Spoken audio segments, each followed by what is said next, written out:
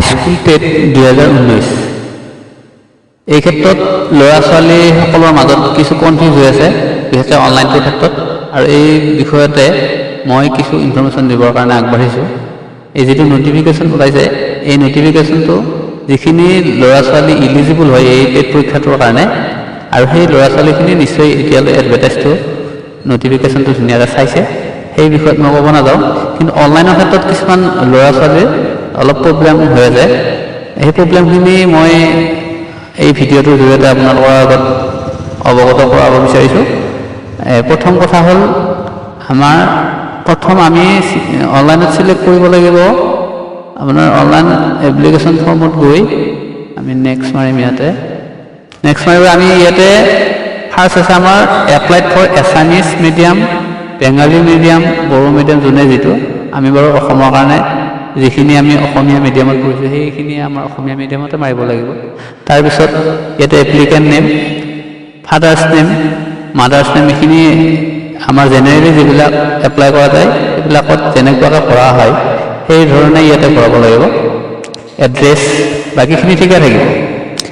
আপোনাৰ ইয়াতে এইটো কথা মন কৰিব লাগিব এই যে D apply special teacher eligible আপুনি 2014 এপ্লাই কৰিছিল নেকি সেইটো ইয়েছ আৰু নো ইয়েছ কৰিলে আপুনি ইয়াতে গোটেই বস্তু এপ্লিকেশ্যন টেট স্পেচিয়েল যেটো টেট দিছিলে ইয়াতে এপ্লিকেশ্যন নম্বৰটো ইয়াতে বহাই দিব লাগে আৰু যদি নো তেতিয়াহ'লে একো দিব নালাগে আৰু আমি এপ্লাইড ফৰ ইয়াতে আমি Hindi teacher graduate teacher classical teacher Sanskrit Manipuri Assamese Arabic যি আছে আমি যোনে যিটো চিলেক্ট কৰোঁ যিটোৰ কাৰণে ইলিজিবল হয় সেইটো আমি চিলেক্ট কৰিব লাগিব গ্ৰেজুৱেট টিচাৰ ধৰা হ'ল চিলেক্ট কৰিলোঁ তাৰপিছত আমি ইয়াতে আমাৰ একাডেমিকখিনি এটা আমি দিব লাগিব একাডেমিকখিনি ফিল আপ কৰাৰ পিছত আৰু ফিজিকেল চেলেঞ্জ ইয়েছ নো দিব লাগিব আমাৰ মেইন কনফিউজ ক'ত আছে মই আপোনালোকক কৈ আছোঁ আমাৰ মেইন কনফিউজ আছে এইখিনি প্ৰফেশ্যনেল কোৱালিফিকেশ্যন ইয়াতে আমাৰ বি এড পাছ যদি হয় তেতিয়াহ'লে আমি ডিটেইলছখিনি ভৰাই দিলে হ'ল university Bodo university medium subject year of passing percentage এইখিনি বহালোঁ যদিহে আমি ফাইনেল ইয়াৰ এপিয়াৰিং অৰ্থাৎ ফাইনেল ইয়াৰ এপিয়াৰিং মানে আমি অৰ্থাৎ ফাৰ্ষ্ট ইয়াৰটো পাছ কৰা হৈছে ফাইনেল ইয়াৰ এবাৰ দিব ফাইনেল এক্সামিনেশ্যন তেতিয়া সেই ফাইনেল ইয়াৰ এপিয়াৰিং কৰাৰ লগে লগে আমাৰ এইটো অপশ্যন আহি যায় upload B Ed first year marksheet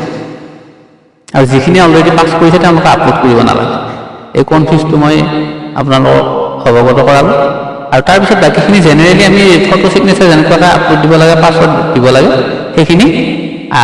আমি দি দিলে হয় আৰু ইয়াৰ পিছৰ কথাটো হ'ল যিখিনি হেৰি আছে আপোনালোকৰ পে'মেণ্টৰ ক্ষেত্ৰত আপোনাৰ এপ্লিকেশ্যন নাম্বাৰটোৰ পাছৱৰ্ডটো মাৰি লগ ইন কৰাৰ পিছত SBI কালেক্টেড আপোনালোকৰ চালান নোলায় চালান কাটিব নালাগে এবাৰ আপোনালোকে SBI কালেক্টেড আপোনালোকে অনলাইন পে'মেণ্ট কৰিব পাৰি